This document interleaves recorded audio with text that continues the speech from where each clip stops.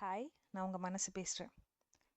இந்தியாவில் ஒவ்வொரு வருஷமும் ஜூலை 26 அன்னைக்கு கொண்டாடப்படுற ஒரு முக்கியமான டே தான் இன்னைக்கு. மோஸ்ட் ஆஃப் மெம்பர்ஸ் கண்டுபிடிச்சிருப்பீங்கன்னு நினைக்கிறேன். கார்கில் விஜய் திவாஸ்.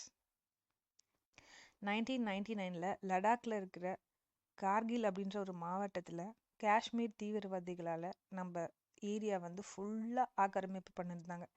ஸோ அதில் நிறைய பேரோட உயிரிழப்புக்கு அப்புறம் நம்ம வெற்றி பெற்றதோட காரணமாக தான் கார்கில் டே கொண்டாடுறோம்.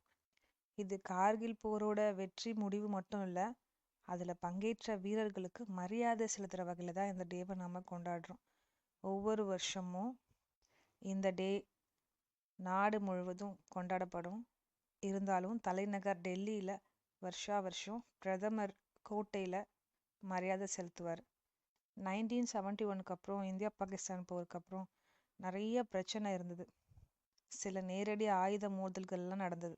எங்கே தான் போர் முடிவுக்கு வந்தாலும் காஷ்மீரில் மட்டும் இந்தியா பாகிஸ்தான் ப்ராப்ளம் போயிட்டே தான் இருந்தது.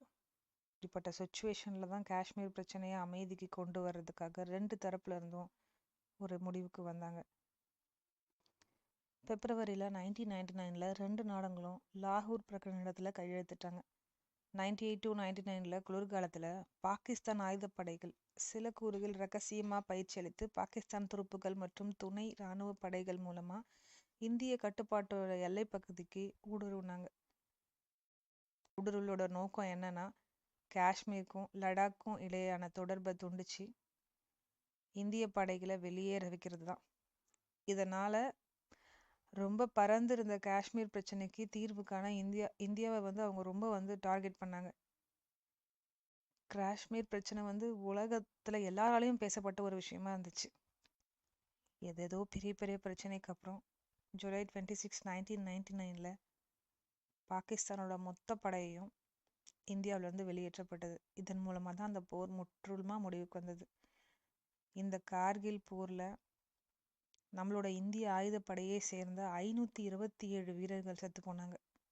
ஸோ அவங்களுக்கு மரியாதை கொடுக்குற வகையில் தான் நாம் இந்த டேவை கார்கில் விஜய் திவாஸ்னு கொண்டாடுறோம். ஜெய்ஹிந்த். நான் இந்திய குடிமகள் அப்படின்றதுல ரொம்ப பெருமைப்படுறேன். நம்ம நாட்டுக்காக, நாம் சுதந்திரத்துக்காக போராடின எல்லாரையும் தலை வணங்குறேன். இது நம்மளோட தேசம், நம்மளோட பாரத தேசம்.